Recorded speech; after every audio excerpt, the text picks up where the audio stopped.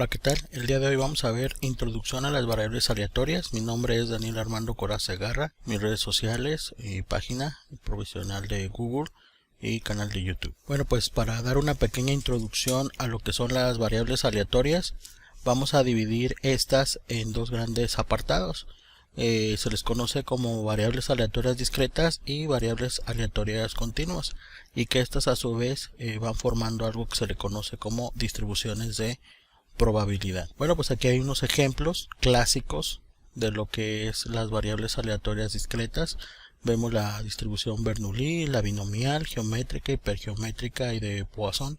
Estas variables, la característica que tienen, o estos modelos de distribución de probabilidad, la característica que tienen es que solamente utilizan los números enteros, sean estos negativos o positivos, y con esto funcionan para hacer diversos experimentos que ahorita vamos a ver algunas pequeñas aplicaciones como una parte introductoria.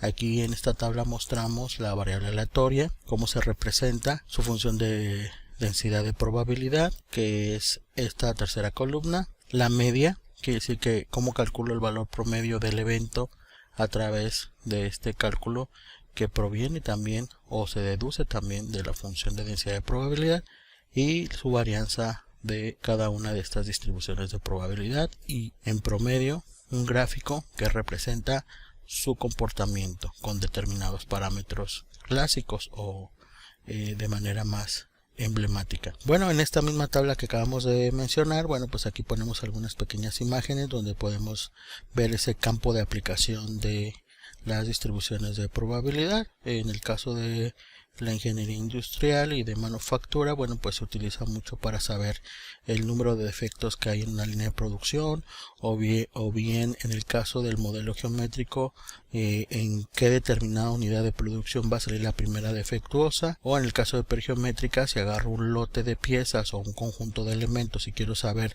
de estos hay un subgrupo de los cuales hay defectos, y obviamente el otro conjunto complementario serían los no defectuosos, saber qué probabilidad hay de, al tomar una pieza dentro de este conjunto, exista cierta cantidad de artículos defectuosos, aunque pues tiene muchísimas más aplicaciones. En el caso de Poisson tenemos la parte de líneas de espera, que se utiliza mucho o tiene un comportamiento que se puede aproximar a un comportamiento de líneas de espera, y también, bueno, pues también la parte de flujos, unidad de tasa de llegada o de flujo en una autopista, en un estacionamiento, en una fila, ¿no? Cuánto tiempo espero o cuántos carros pasan por determinada unidad de tiempo, etcétera. Entonces la aplicación que tienen estas distribuciones pues es un campo muy amplio, pero lo que sí es importante, independientemente de la aplicación que se le va a dar, es saber que estas distribuciones discretas de probabilidad lo que nos ayudan es para medir unidades de medida en las cuales utilizo números enteros, que en estos números enteros podrían ser números negativos o números positivos. Otra de sus aplicaciones también puede ser, en el caso como habíamos platicado, de número de defectos, control de calidad,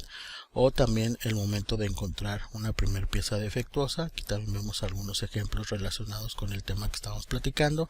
Y también aquí, bueno, en el caso de la automatización, pues yo quisiera saber el tiempo promedio en el que se obtiene una función específica o una operación, siempre y cuando esta operación no esté 100% automatizada, en el sentido de que hay un programa muy preciso en el cual ejecuta la operación un sistema automático, sino que también, si este sistema automático toma determinadas decisiones, yo quisiera sacar el promedio en el que esta tasa de llegada o de atención de este sistema automatizado se puede presentar.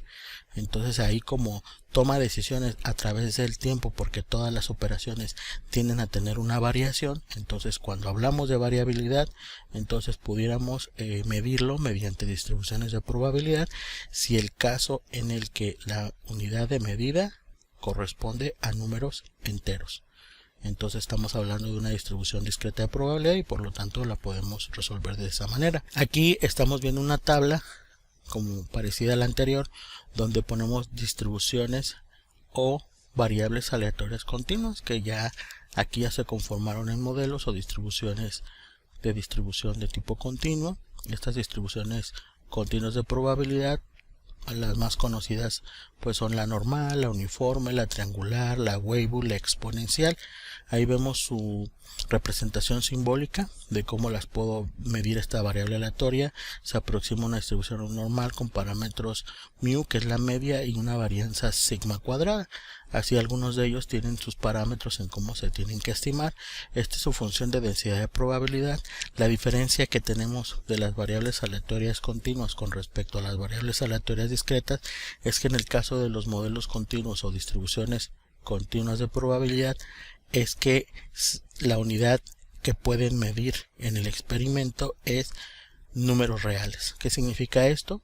Que cualquier valor que caiga en un intervalo de tiempo continuo, entonces yo puedo medir esta variable aleatoria, o bien mi rango o dominio en el que se conforma mi experimento conforma los números reales. Entonces en ese caso puedo entrar como una variable aleatoria continua, o debo de medir mi variable con respecto a una variable aleatoria continua. Algunos de los ejemplos que tenemos, bueno, ahorita los vamos a ver más adelante para que ustedes puedan ver la diferencia que existe entre una variable aleatoria discreta y una variable aleatoria continua. Aquí vemos su función de probabilidad, que obviamente al integrarla podemos obtener determinados parámetros, su función de densidad, o bien si queremos determinar su media y queremos determinar su varianza. Y esto es aproximadamente la representación gráfica de cómo se conformaría un experimento basado en estos modelos de distribución de tipo continuo o variables aleatorias continuas. Aquí tenemos otros ejemplos: el caso de la gamma, el caso de beta, log normal y el caso de la distribución de Erlang.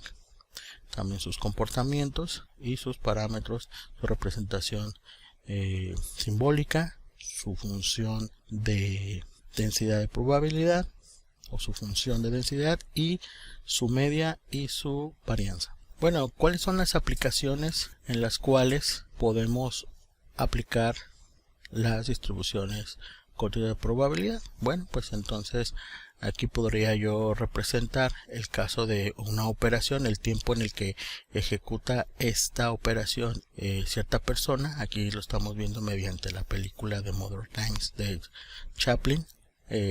Cómo esta persona hace su actividad, la hace muy rápida, pero yo quisiera saber el valor promedio en el que se mueve el tiempo de procesamiento de esta persona o de este operador. Entonces en este caso pues yo pudiera medirlo mediante una distribución de probabilidad continua. Todos los tiempos de procesamiento en líneas de producción regularmente se utilizan las distribuciones de probabilidad, específicamente las continuas.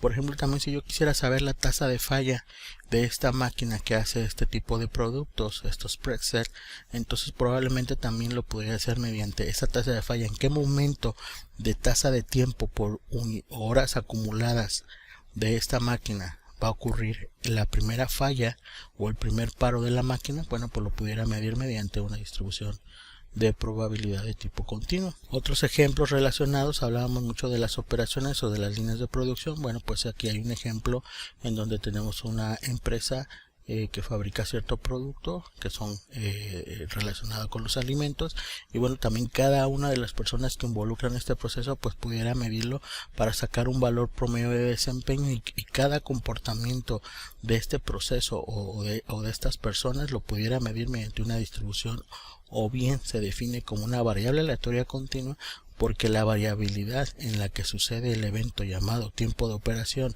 de empacado o de procesamiento de lo que estamos viendo en la imagen, bueno, pues podríamos aproximarlo a una variable continua. ¿Por qué?